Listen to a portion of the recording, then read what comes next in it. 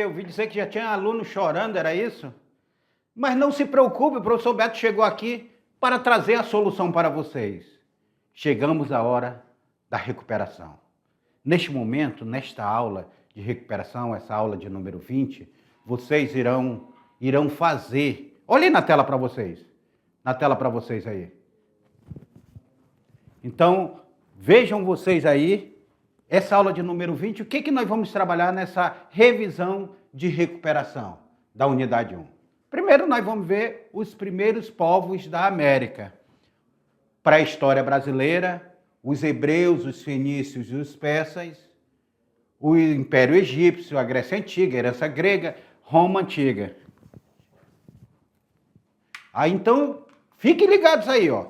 Primeira aula, nós falamos sobre os primeiros povos da América. Como é que se deu essa definição de fósseis? O que foi as prováveis rotas do ser humano na América? E a gente já traz sobre essa questão das prováveis rotas.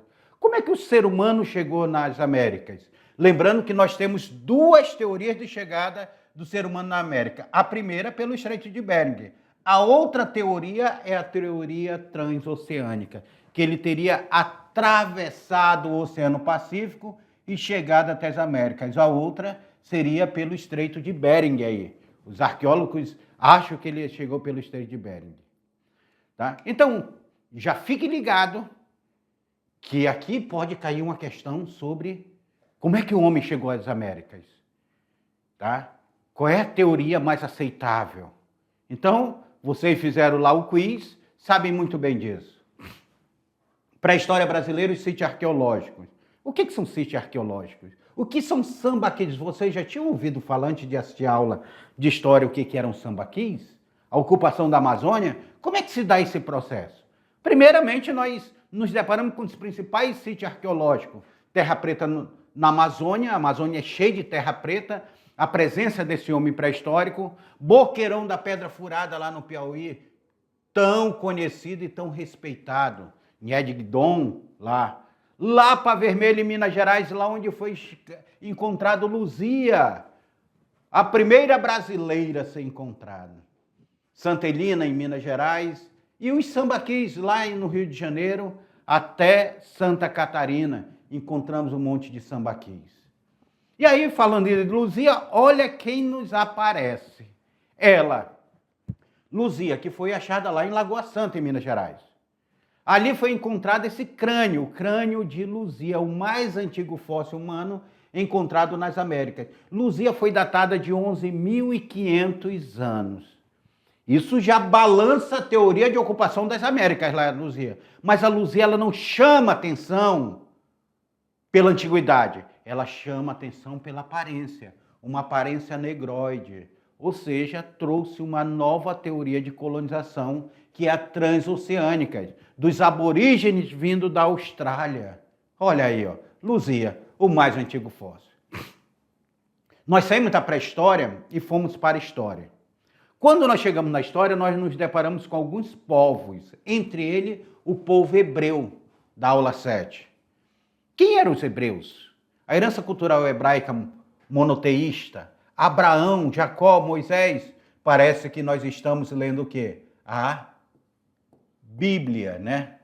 A Bíblia. Parece que nós estamos lendo a Bíblia, vendo esses povos. Então os hebreus passaram por uma migração, por perseguição, por fuga, por luta, por cativeiro, por dispersão. E fazem parte da história do povo hebreu que conseguiram, o que esse povo hebreu conseguiu? Que conseguiram preservar uma cultura monoteísta, os hebreus.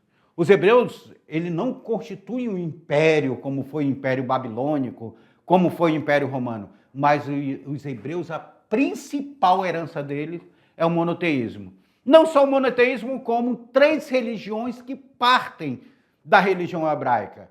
Eu estou falando do judaísmo, do islamismo e do cristianismo. 3 religiões irmãs que saem desse povo hebreu. E os filhos de Jacó é o que dão origem às 12 tribos que formam o povo hebreu. Já ouviram falar nas 12 tribos de Judá? Hein? Já ouviram? Pois é, está relacionada ao povo hebreu.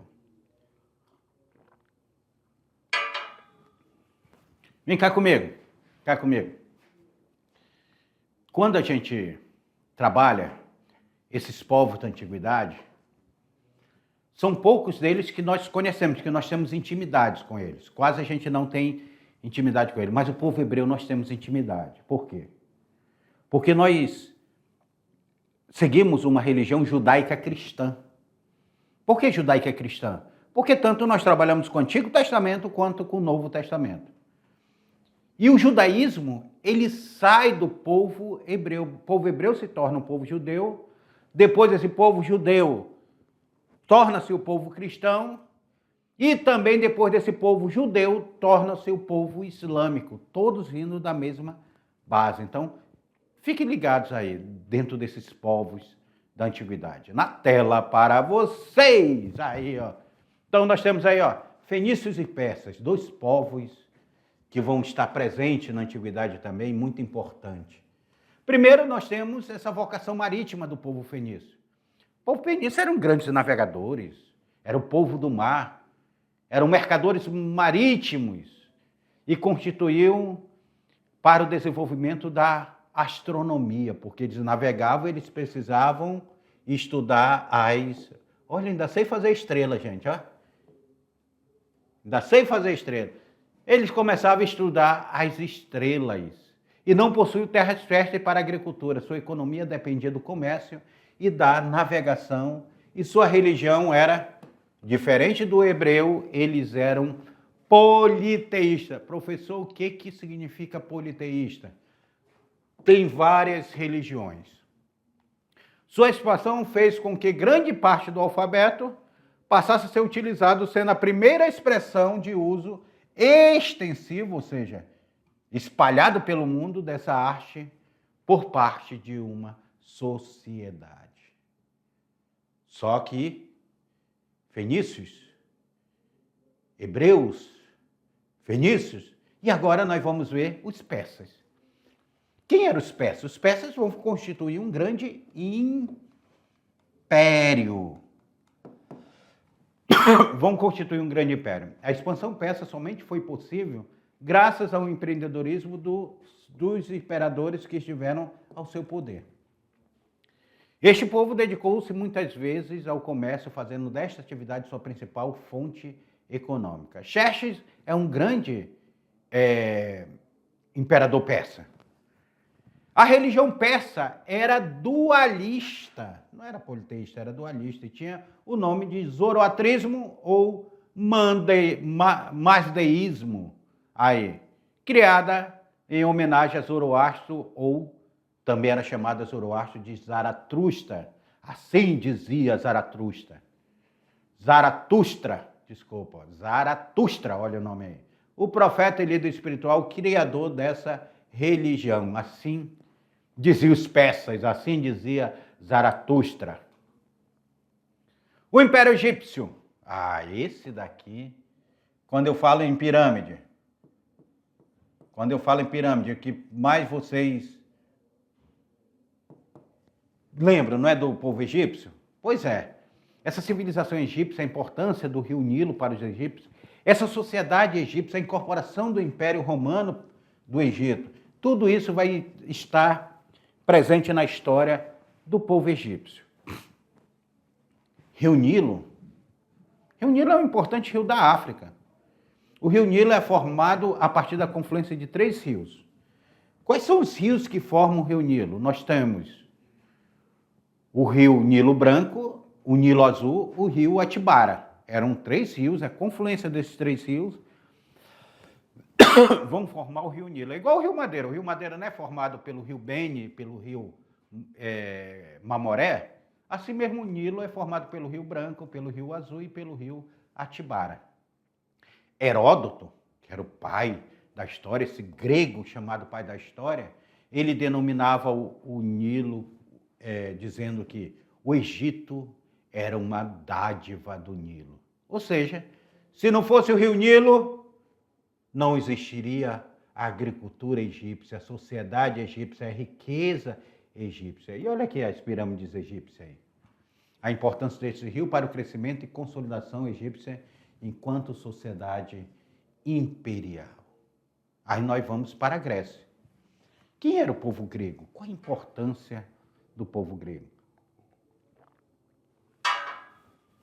Vem cá comigo.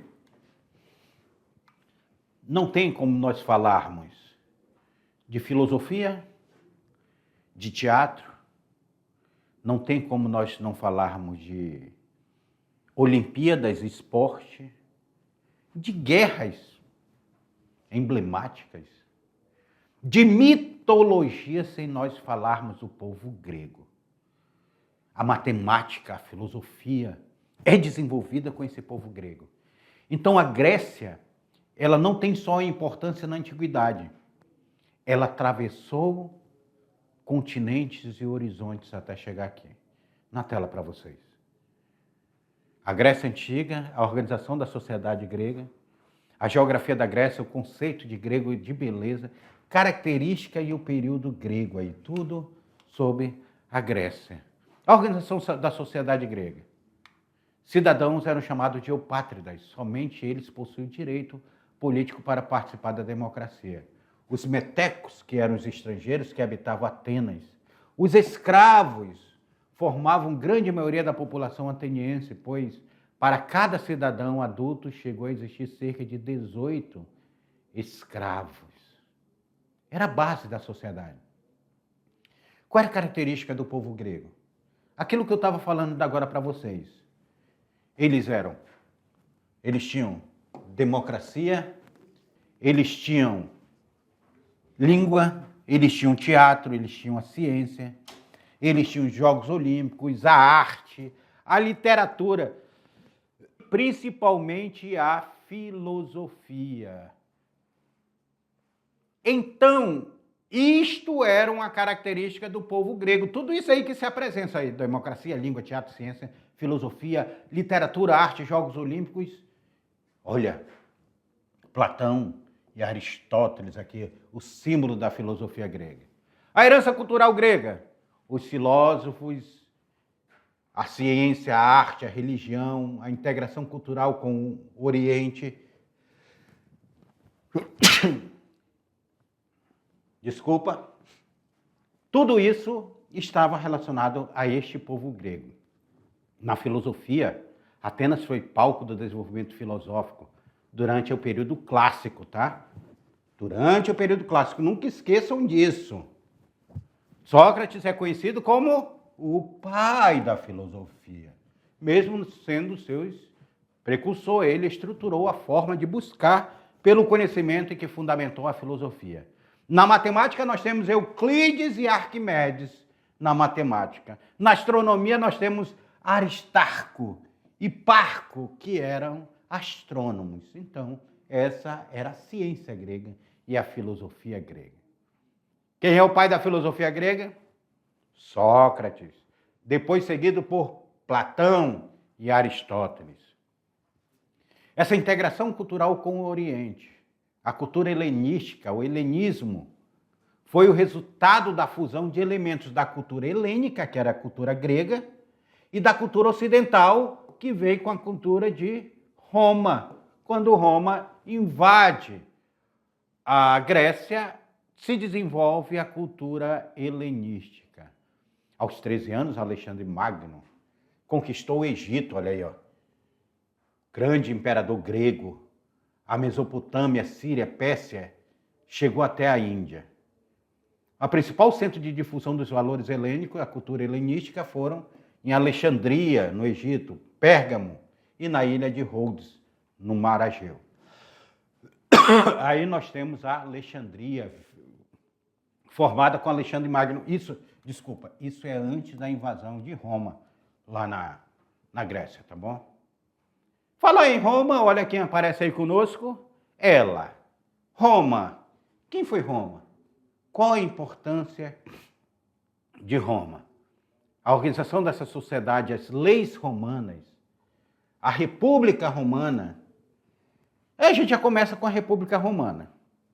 A República Romana, ela vai de 509 a 27 a.C. Um período que Roma desenvolveu suas instituições sociais e econômica e expandiu o seu território. Lembrando que a República Romana ela acaba quando começa o Império Romano, tá? Em 27 a.C. Em 509 a.C., foi instaurada a República. Aqui foi quando ela foi instaurada. Ocorreu graves lutas sociais, sendo progresso de expansão que consolidou o mundo na produção escravista. Já em 494 a.C., com a revolta do Monte Sagrado, a plebe, ou seja, o plebeu, o povo, passa a ter direito de eleger o tribuno de plebe, o qual tinha um poder de veto sobre algumas ações. Olha aí, o tribuno de plebe, no século V aí, antes de Cristo. Só que a monarquia, ela passava, gente, ela passava por uma divisão social. O antagonismo das classes sociais, ela se dava com os patrícios e com os plebeus. Um estava lá em cima e outro estava aqui embaixo. Era plebe, os plebeus. Os escravos, eles não eram considerados cidadãos de Roma. Então, os escravos, eles não entravam dentro dessa contabilidade. Mas os patrícios eram cidadãos romanos, com poder econômico e político, tá? Olha o poder do patrício. Não um poder pequenininho, assim, patrício, meu patrício, como chama ali na Bolívia, não. Aqui o patrício, ele tinha um poder econômico e político forte. Era o topo da pirâmide social romana. Aí, abaixo dos patrícios, nós temos os clientes. Os clientes estavam num campo intermediário, ele ligava-se a uma família de patrícia e subordinavam-se ao seu patrono, que é o seu patrício, devendo segui-lo na política, na guerra, e assumiriam obrigações econômicas. Então ele é tipo um capachão do patrício, um puxa-saco do patrício. O cara está a serviço do patrício, ele está ligado a esse patrício. Agora o plebeu. O plebeu, apesar de serem homens livres, eles eram homens livres lá de Roma, só que eles não tinham direito político. Nenhum. E claro, abaixo da pirâmide social, vinham quem? Os escravos, que eram recrutados entre os derrotados de guerra, sem nenhum direito político. É por isso que quando começou Roma a entrar no processo de paz, a Pax Romana chamada, faltou o quê? Escravos. Se falta escravo, ninguém planta. Se ninguém planta, falta alimento. Ou seja, vem a fome. E com a fome da crise política e social. É aí essa falta de escravos que vai levar à derrocada do Império Romano, o fim do Império Romano do Ocidente.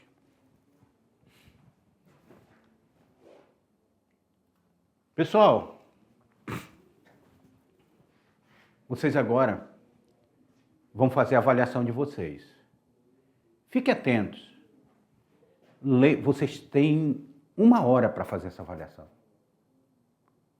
Leiam com calma, com tranquilidade. Leiam e releiam a questão. Lembre da última prova que vocês fizeram, que vocês não conseguiram nota. Espero que vocês tenham corrigido a outra prova para ver aonde foi o erro. E tenha uma boa prova de recuperação. E a gente já começou, eu não vou dizer nem que a gente vai começar a segunda unidade, a gente já começou a segunda unidade, essa transição da idade antiga para a idade média. Até a próxima aula.